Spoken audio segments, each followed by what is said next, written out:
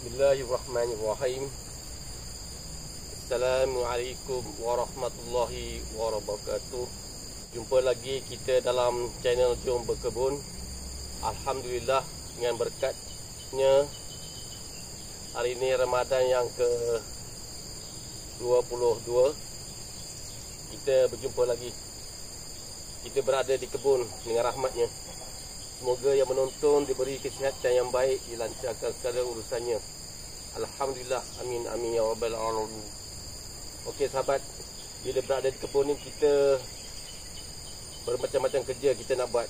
Contohnya hari ni rencana kita nak membaja pokok.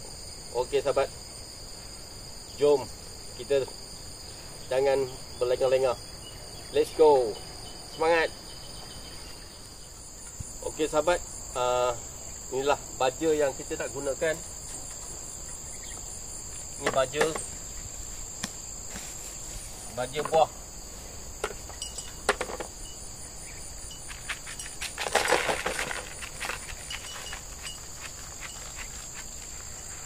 Okey sahabat, jom kita membaja. Ayo.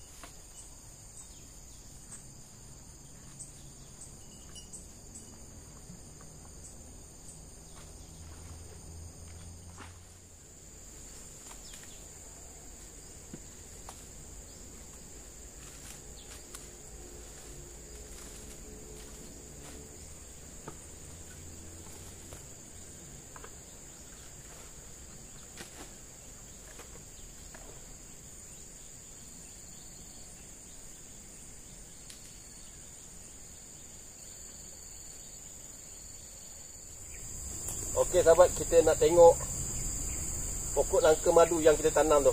Okey, jom.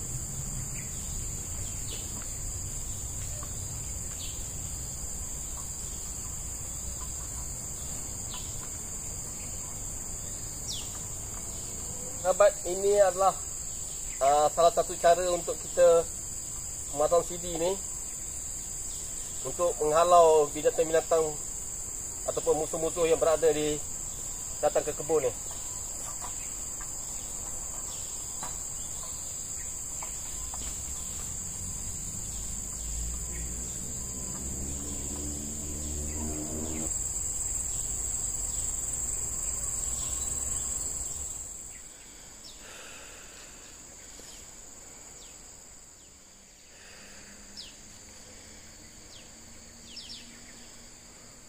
Okey sahabat, nampaknya hari semakin tinggi, semakin panas.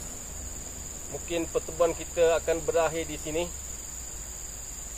setelah kita membuat berbagai-bagai tugasan, membaja, mencantas dan merumput sedikit. Dan sehinggalah sampai saat ini kita melihat pokok naga madu kita dan tanaman serai kita. Alhamdulillah, kita selamat dalam menjalani kerjanya. Okey sahabat, terima kasih atas dukungannya sudi menonton video saya ni. Semoga anda semua terhibur. Kita berjumpa lagi di masa akan datang, InsyaAllah. Dan saya mengharapkan semua anda tolong subscribe, like, komen dan share. Sekiranya ada cadangan, sila kemukakan. InsyaAllah kita akan membalasnya.